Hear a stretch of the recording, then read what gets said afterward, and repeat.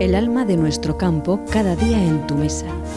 Campo y Alma patrocina Abriendo Campos.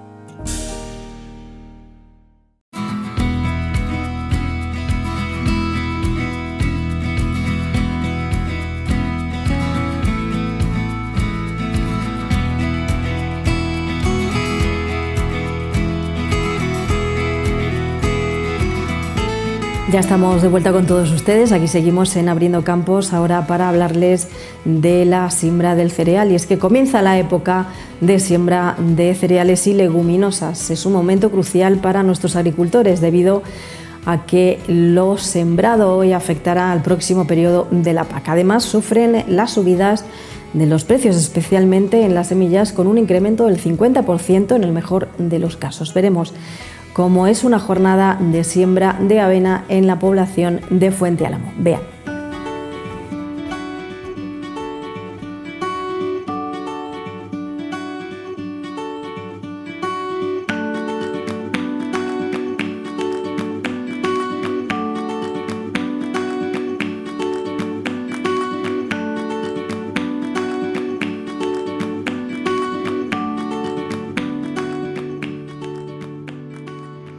Vamos a ver, esta mañana estamos sembrando en la zona de Fuente Álamo, concretamente en la finca del Cepero. Estamos ya prácticamente acabando las siembras. Estamos sembrando avena roja, que se denomina así. Y bueno, como veréis, tenemos aquí una sembradora de precisión, la cual es neumática, con distribuidor electrónico.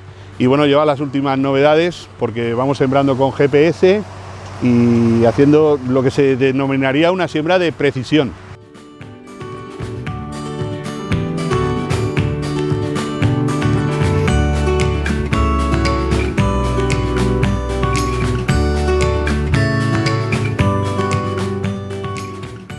Esta máquina puede hacer siembra directa, convencional, las dos veces. Ahora mismo estamos haciendo una siembra convencional, no directa. ¿Por qué? Porque hemos volteado el terreno, entonces ya se va haciendo convencional.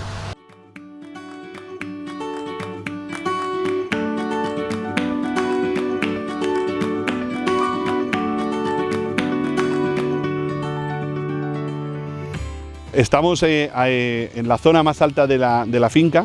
La finca tiene una extensión de unas 320 hectáreas en total, y esta es la zona más alta. Estamos ya casi a 900 metros de altitud. De hecho, aquí tenemos uno de los picos más altos del término de Fuente Álamo, que está a aproximadamente unos 960-70, que es allá, el Alto de la Umbría, y por eso se deja casi al final, porque se hace frío, es una zona más tardía.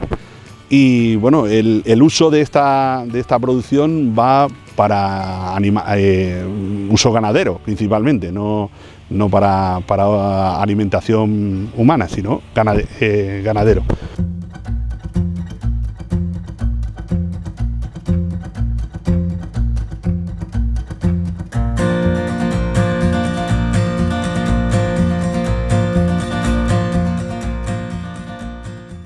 Esta variedad de avena es bastante común, es más precoz, es una variedad, no es como la avena blanca, produce más porque su peso específico es superior, pero a su vez también luego se adelanta un poquito en el ciclo. La avena forrajera en estas zonas altas no suele funcionar tanto como esta avena, es más segura, y sí es cierto que tiene mayor demanda para el mercado ganadero la avena roja que la avena blanca. Entonces, por eso se elige principalmente la explotación, porque tenga cierta demanda, no por otro motivo en sí, y bueno, porque también aguanta un poquito el que se siembre un poquito tarde, mejor que la avena blanca. Hablando del ciclo que tiene, ahora se siembra cuando... El abonado y tal. Bueno, ahora estamos sembrando. Más o menos con el tempero que tiene la tierra, por las escasas lluvias que hemos tenido en la comarca, porque no han sido excesivas hasta fecha de hoy, esperemos que llueva algo más. Si no se echan los fríos encima, en 15-20 días ya brotará. Y podemos elegir dos tipos de abonado, un abonado de nitrogenado tardío, como pueden ser los nitratos amónicos, o en su caso, hasta el mes de febrero o así se puede utilizar la urea, que es un nitrógeno más potente, pero se libera más poquito a poco. Es más, en el argot de los agricultores decimos que es más fresca, no asorrata tanto la siembra, pero dependerá también un poquito de las lluvias, eso es un método a elegir según el tiempo y según veamos el estado fenológico de la planta. Si lo vemos que está bastante avanzado, sería aconsejable ya un nitrogenado, pero si lo vemos que está un poco sujeto, nos esperaríamos un poquito más adelante.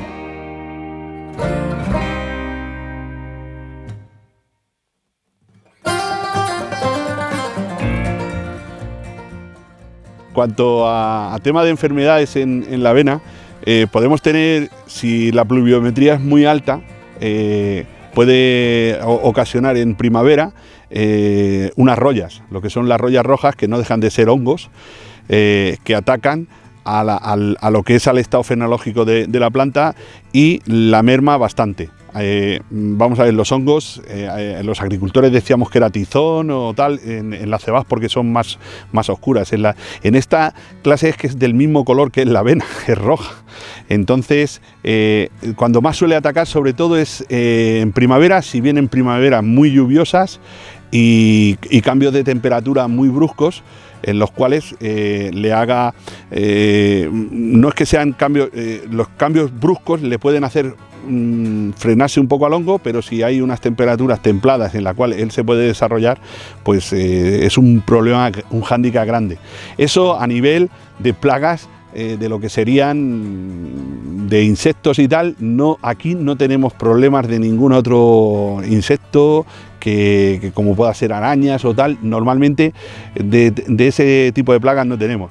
Sí es cierto que bueno, aquí en el campo la fauna salvaje sí que puede hacer, y sí que en los últimos años vamos detectando mucho problema con los jabalíes. Los jabalíes le encanta la avena cuando ya está en un estado fenológico de maduración, y es el principal plaga casi que podríamos decir entre comillas, porque aquí la pluviometría no es muy alta en primavera.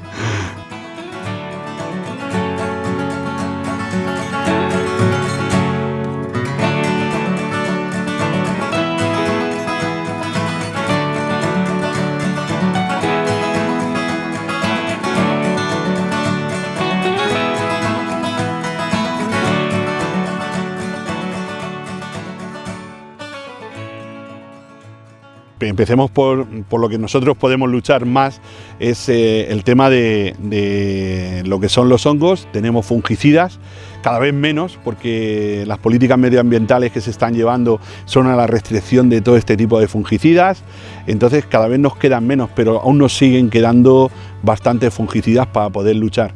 Lo que sí es que tienes que estar muy encima de la producción para poder tratarlos.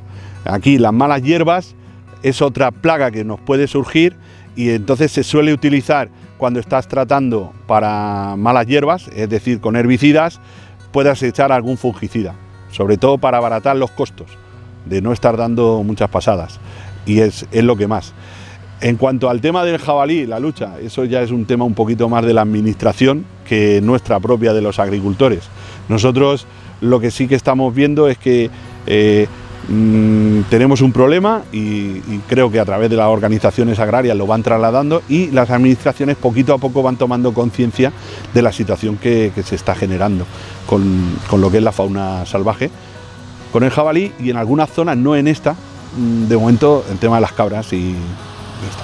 Los conejos no afectan mucho en esta zona porque estamos en una zona muy alta, es más fría, aquí no hay mucho conejo. En la zona sur de la finca, porque como podemos ver, la finca abajo están las casas, pero llega prácticamente lo que estáis viendo de extensión, en esas zonas sí que tenemos graves problemas, casi más de conejo que de jabalí.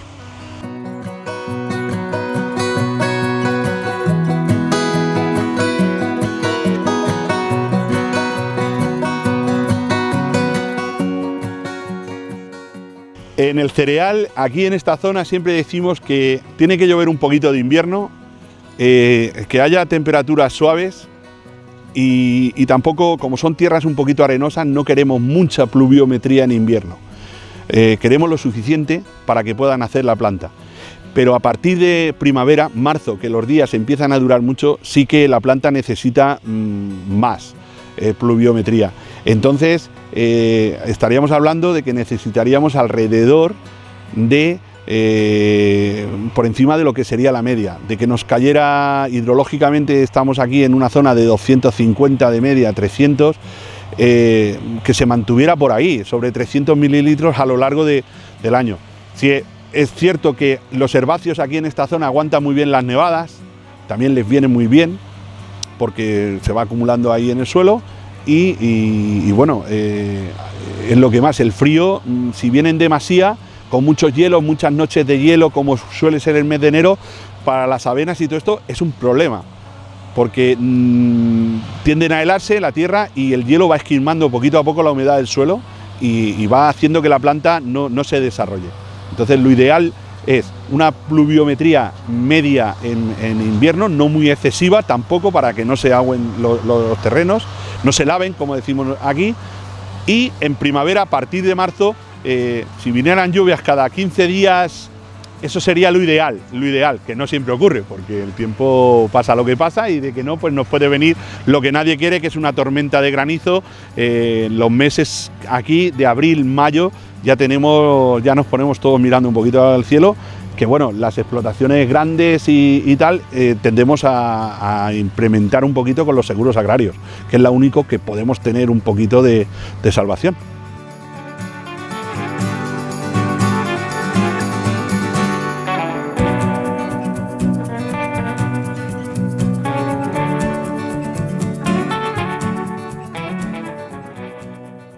El cambio del ciclo, yo me miro desde el prisma. Si lo miramos a corto, yo me acuerdo de pequeñito que mi padre me contaban que había sequía, y de hecho yo me acuerdo de que había sequía. Los años 80 fueron unos años muy problemáticos. Luego estamos en una zona que la pluviometría no es regular. Pasamos de tener 400 litros en 2 meses a no tener nada durante mucho tiempo. El cambio climático, creo que a las plantas en cierto modo sí que les afecta, y hemos vivido un año, el pasado, considero de los peores que yo he vivido como agricultor. Las plantas, no ha habido ninguna sola producción agraria que no se haya visto afectada por algún tipo de fenómeno que se ha producido. Tanto heladas en los almendros, como luego falta de pluviometría, mucha agua en marzo y abril, y en mayo nada, y unas temperaturas que no son normales. Que esto viene ligado al cambio climático. Los científicos dicen que sí, ellos saben casi más que nosotros. Yo considero que el clima ahora mismo en esta zona más o menos viene a ser casi lo mismo. ¿Vamos sintiendo? Creo que sí, que hay cosas que sí, pero veo otras que no. Entonces es una incongruencia. Yo no estoy en contra, creo firmemente que puede haber un cambio climático, porque los datos no lo dicen, pero yo, si tengo que ser realista conmigo mismo, me he visto épocas de todas. Entonces esto es como decía aquel, si alguna vez ha ocurrido, no pasaba desde hace 50 años, o sea, dado que hace 50 años pasó. Mirar el cambio climático a corto es muy cortoplacista. Considero que hay que mirarlo un poquito a más largo plazo, y esos datos a largo plazo sí que nos dicen que está habiendo un cambio.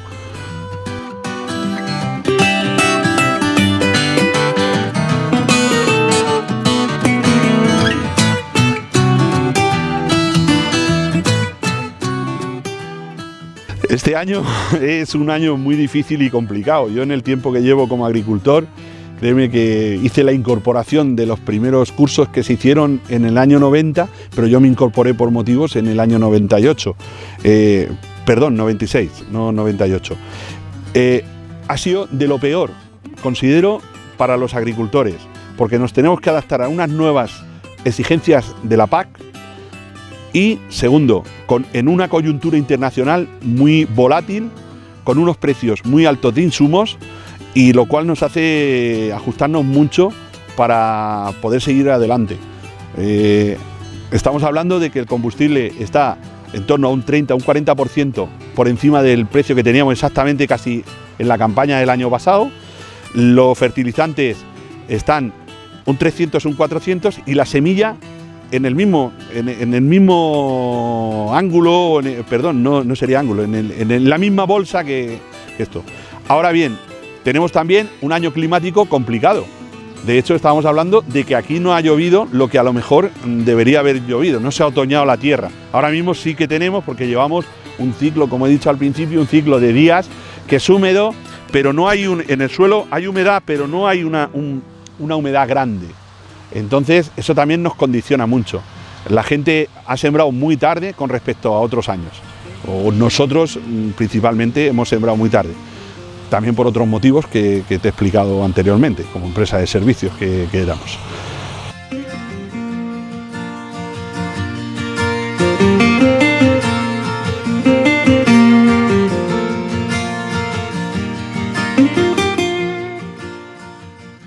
Hoy, en cuanto al tema de la PAC, nos ha condicionado mucho, porque normalmente en esta zona nosotros hacíamos 50 y 50, es decir, son tierras que no son muy buenas en el sentido de la calidad del terreno. Es un terreno un poco, como diríamos, pobre, son terrenos pobres. Entonces, antes barbechábamos para dejar descansar la tierra, y ahora este año tenemos que cambiar el chip por completo. Nos dicen que como mucho podemos dejar un 40% de toda la explotación.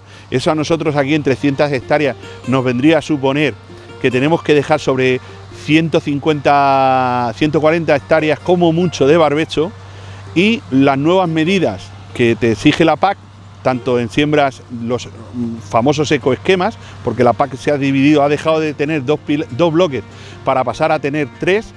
Entonces, uno principal, que es lo que más quebradero de cabeza nos ha traído a los agricultores, son los ecoesquemas. Entonces, para poder adaptarnos a esa situación, tenemos que dejar unas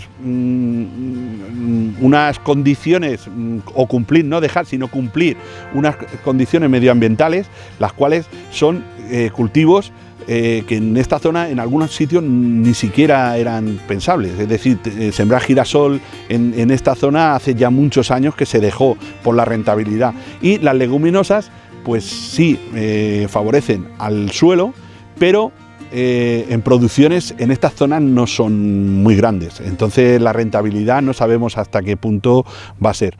También podemos acogernos a otros ecoesquemas, no solo al tema de la rotación para sembrar leguminosas y oleaginosas, como los espacios de biodiversidad, que en algunas zonas sí que los veo más viables, por lo menos en mi explotación.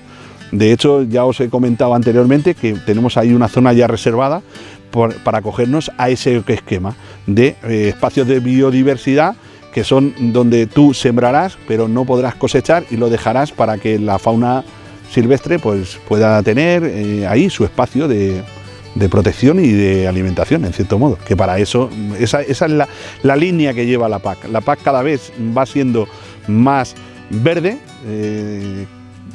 y no diríamos ecológica, porque la agricultura ecológica es otra cosa muy diferente a esto, pero sí que cada vez es un camino que va a converger al mismo sitio. Nos tenemos que adaptar los agricultores a que medioambientalmente nos van a exigir muchas cosas, y hay una cosa que considero a futuro que nos puede hacer un bien. El estudio de la captura de carbono es una rentabilidad que puede venir adicionada a las explotaciones agrícolas.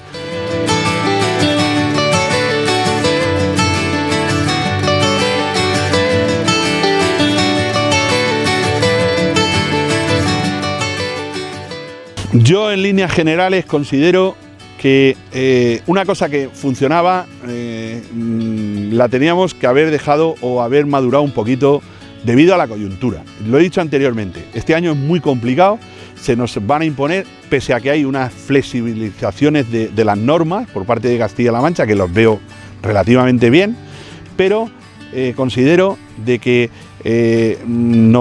a largo plazo nos va a perjudicar. Tenemos otra cosa buena, en el año 2027 se va a revisar la PAC, entonces a ver qué ocurre, si seguimos en esta misma línea, se dan retoques. Yo personalmente considero que antes estábamos mejor que ahora, pero es una opinión personal, no me tengo que adaptar a las circunstancias si quiero tener otra vez seguir con mi explotación. hacia adelante. Tiene que ser así.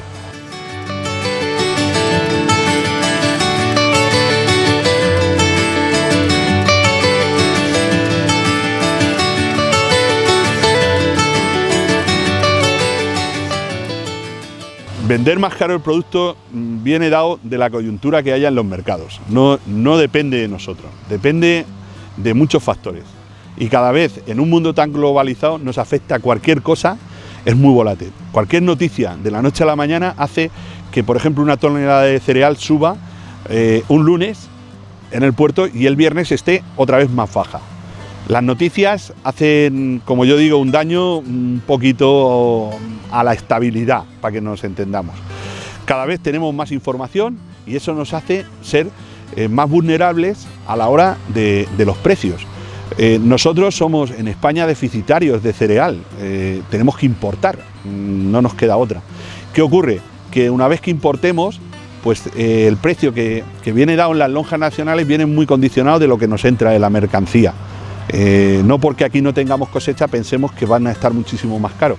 En otros sitios pueden tener cosecha, nos ponen, las multinacionales contratan los fletes y ponen mercancía a un precio que es el precio de mercado. Eso nosotros no lo podemos controlar. Y el mercado en sí, ahora mismo la coyuntura que tenemos, estamos muy condicionados por Ucrania, por la guerra de Ucrania con Rusia, y bueno, ahora estamos viendo que los cereales están bajando. ¿Por qué? Pues porque la mercancía está entrando en los puertos y entra a precios mucho más baratos que teníamos anteriormente. Entonces, contra eso los agricultores lo único que podemos, que para eso están las mesas, las lonjas y tal, es contraponer un poquito posiciones con respecto a la industria del cereal, de lo que hay. No se puede hacer gran cosa que nosotros personalmente no podamos. Y no es en un mundo globalizado. Si estuviéramos a lo mejor en otra coyuntura, pues estaría la cosa de otra manera.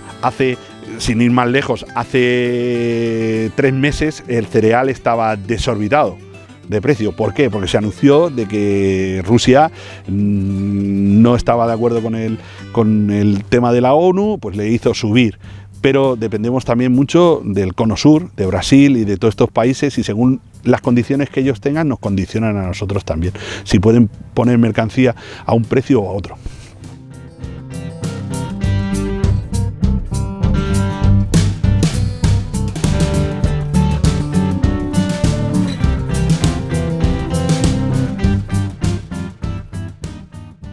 Vamos a ver, existe, pero claro, es que eso en teoría al parecer no se puede hacer, fijar unos precios con unos márgenes comerciales en un mercado libre, nosotros al parecer no lo podemos hacer. Sí existe una ley, que es la ley de la cadena alimentaria, que se creó para ese tema, lo cual ahora está, que hay gente que dice que está funcionando bien, sectores, otros que no, no lo sé. Yo verdaderamente... Yo estoy en una mesa de precios, en dos, en la del pistacho y en la de la almendra, en el cereal no, de la lonja de aquí de Albacete, de la provincia. Yo lo que veo es que nosotros, como te he dicho anteriormente, no podemos aplicar porque queramos nuestro margen, podríamos hacerlo, yo perfectamente podría coger mi cosecha y decir no, yo no vendo por debajo de este precio, pero si el mercado no te lo paga, es inútil hacer eso. O sea, es una guerra que la tienes perdida de antemano. El precio es lo que un comerciante esté dispuesto a pagarte a ti y tú dispuesto a vender, si estás. Y ahí en ese baremo que tenemos, esa horquilla, es donde está el precio real de las cosas. Nosotros no podemos. O sea, por mucho que intentáramos, para eso están las cooperativas y tal, que también nos ayudan mucho, sinceramente. Las cooperativas son un contrapeso muy grande. Pero el mercado es el que manda y es muy difícil que nosotros pudiéramos ponerle un porcentaje al beneficio. Por eso tenemos que, como yo digo, hilar muy fino y hacer muchos números muchas veces.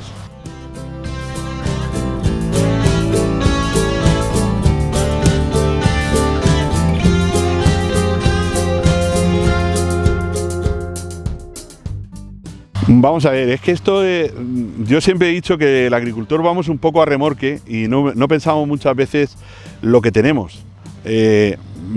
Anteriormente os he dicho que esta finca en sí era ganadera principalmente.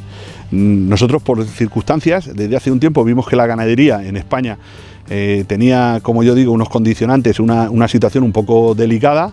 y decidimos, yo como gestor de la finca, decidí que el ganado no daba.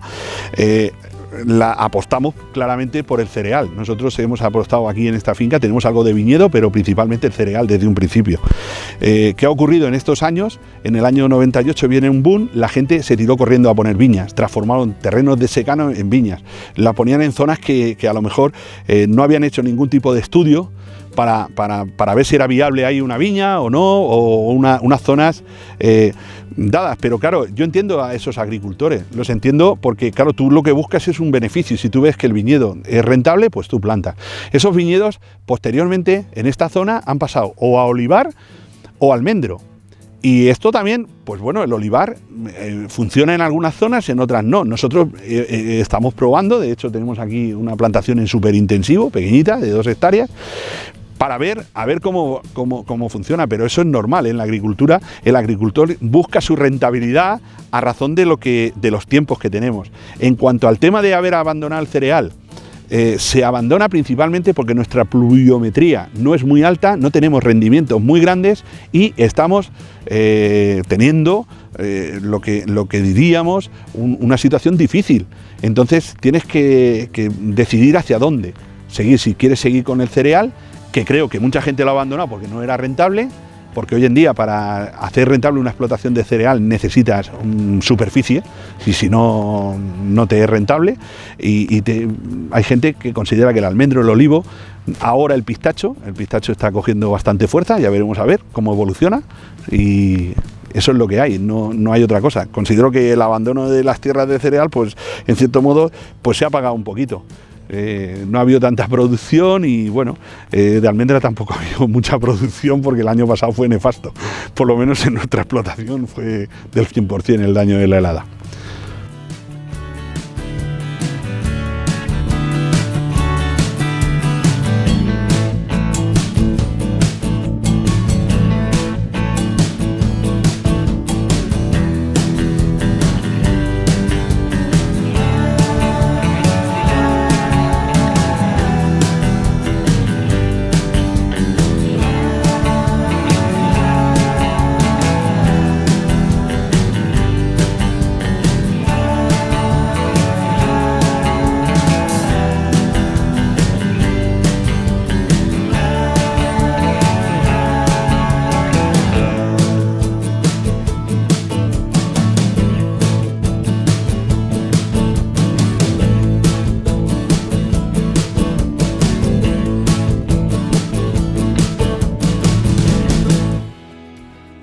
Señoras y señores, nos despedimos, ha sido todo por esta semana. La próxima cita con la actualidad del campo la tienen todos ustedes aquí en Televisión Ellín dentro de 7 días. Les esperamos aquí en Abriendo Campos con todo eso, con esa actualidad, con esas noticias y por supuesto con aquello que tienen que contarnos a través de reportajes nuestros agricultores y ganaderos. Nada más, feliz semana y hasta el próximo jueves. Adiós.